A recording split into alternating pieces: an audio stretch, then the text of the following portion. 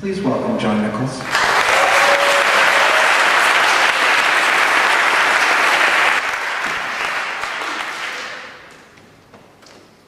It is the holiday season. So let us begin with the holiday story. 93 years ago, on the night of December 24th, 1914, German and British troops in the trenches of France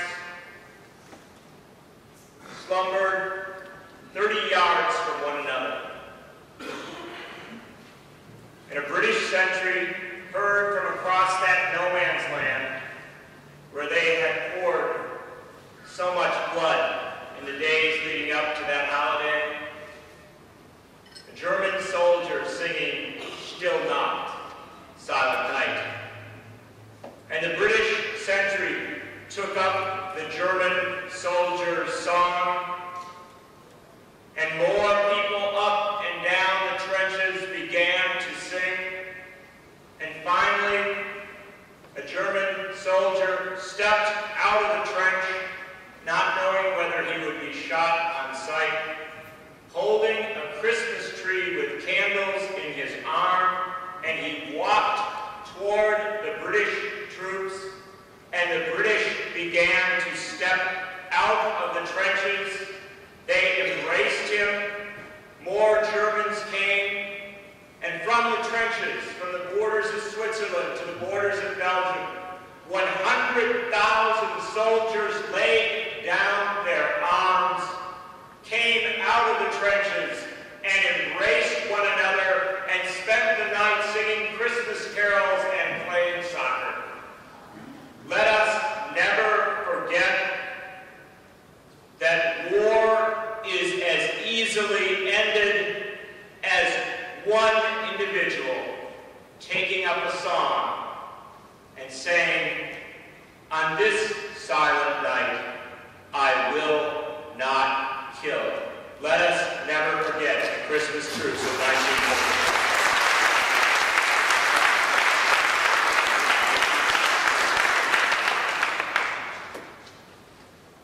Now, we gather tonight to talk about the election of a president.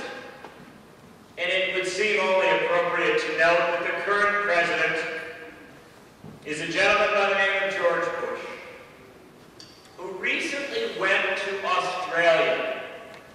And Australia, if you'll recall, before their recent elections, was the closest U.S. ally in the war in Iraq. The Australians had sent about 1,000 troops down to Iraq along with the Brits. The Brits are leaving. The Australians, last allies there until their recent election. And, of course, they don't actually fight like most of the coalition of the willing. They are guarded by U.S. troops. But President Bush went to thank the Australians for their contribution, and he turned to the now former Prime Minister of Australia, John Howard, and he said, "Prime Minister Howard, I have traveled these many thousands of miles to thank you for sending the Austrian troops to Iraq."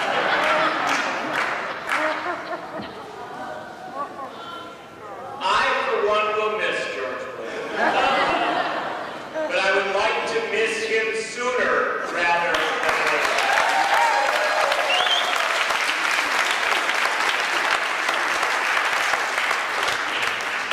What a delightful concept to have Dennis Kucinich as the President of the United States.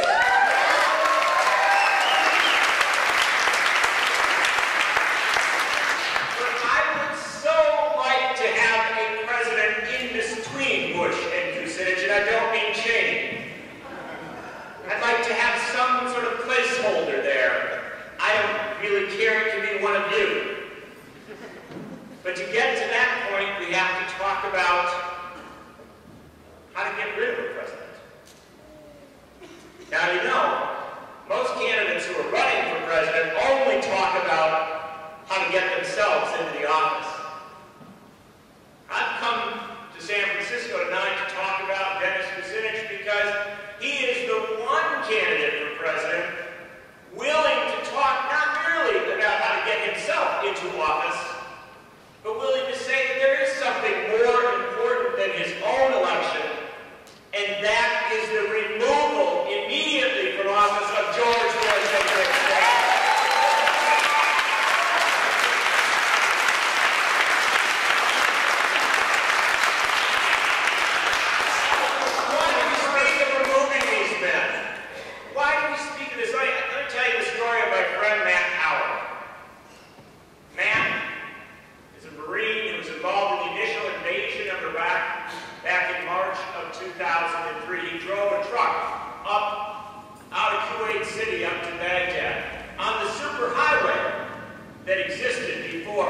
bomb out of existence.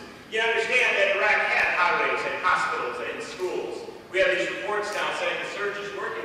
They're starting to rebuild the roads and rebuild the schools. Well, what happened to the roads and the schools in the first place? So Matt sent out of Kuwait City up to Baghdad. They gave him and his unit of Marines a half hour of cultural training to understand the oldest civilization on the planet. They gave him no language training whatsoever, and they sent him out. They just said, head north. If somebody's crossed the road, stop the traffic. So they come to the first crossroads, and the young Marine in the truck with him jumps out. He doesn't know how to say stop in the language of the country they're invading, and so he puts his arm up in the air, clenched fist, as you would on a Marine base, and he says, halt. Miraculously, the white vehicle comes to a halt. The father driving it with his wife, mother of the 6 children in it, and an aunt and grandmother, come to a halt. Father reaches out the window. He's a botanist. Shows the international sign of solidarity, clenched fist. And then he proceeds forward, feeling that he has communicated with this Marine, at which point the Marines shot and killed everyone in the car. That night, the Marine stopped that vehicle, slept in Matt's truck, and every few minutes he would stir from his restless sleep and scream out. And Matt would put his arms around him and say, it's okay, comrade, it's okay, brother. Terrible things happen in war. The young man would drift off to sleep, nearly 20 years old, a child. Drift off to sleep and then wake up screaming again. And Matt would put his arms around him and say, it's okay, brother. Terrible things happen in the war. And finally, the young soldier, the young Marine said, no, you don't understand. I am a Christian. And today I have killed innocent men, women, and children in cold blood because I invaded their country and I didn't know the first thing about them. And Matt said, tried to comfort him, and he said, don't tell me that. I'm going to hell. And Matt shook him and he said, brother, you're not going to hell. The people who sent us here are going to hell. Now, when I hear a story like Matt's,